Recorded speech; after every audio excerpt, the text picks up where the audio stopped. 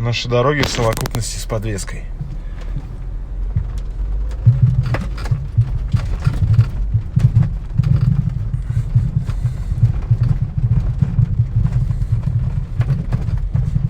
Вот так работает правая стойка с такими звуками дикими. Она просто пустая.